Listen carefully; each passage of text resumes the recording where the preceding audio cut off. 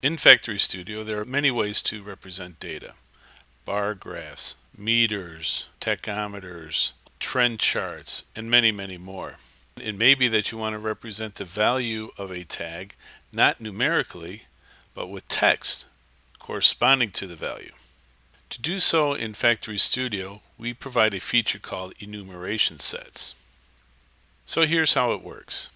If you go to Run, Dictionaries, and then click on the Enumeration Sets tab, this is where you define your enumeration set.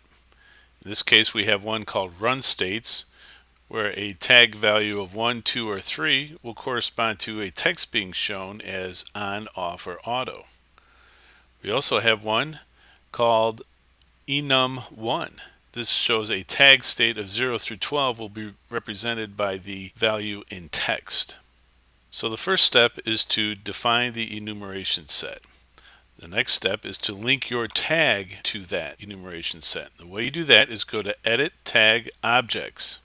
You define your tags, and under the Parameters column, you'll find that you can specify an enumeration set.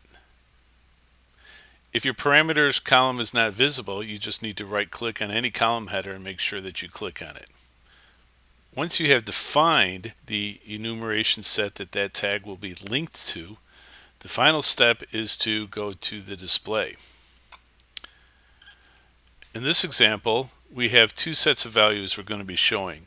One is for the tag called level that we displayed over here, Edit Tags Level and Run State. The other is for the run state itself.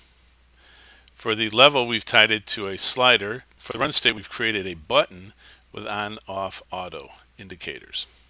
To show the value of a string, you put a text object onto the display using the text object here, text output, and you enter value of tag as text equals, that's just completely arbitrary text. We're using it to label what we're showing. And then you put tag.level.value as string. To show just the regular value in numeric form, use the tag.level specification. Down here we have three buttons enabled. The first button writes a value to run state of a value of 1. The second writes a value of 2, and the third writes a value of 3. So when you go to run your project, run startup,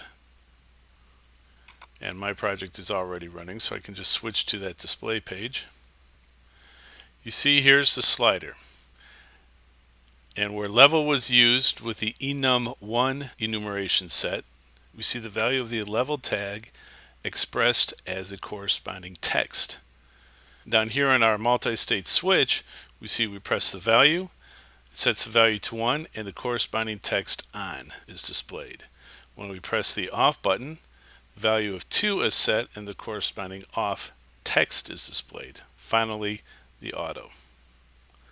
So there's a brief example of how to use enumeration sets to display text values corresponding to integer tag values. If you have additional questions or for more information, please visit us at www.tatsoft.com or call 855-TATSOFT. Thank you. We look forward to working with you soon.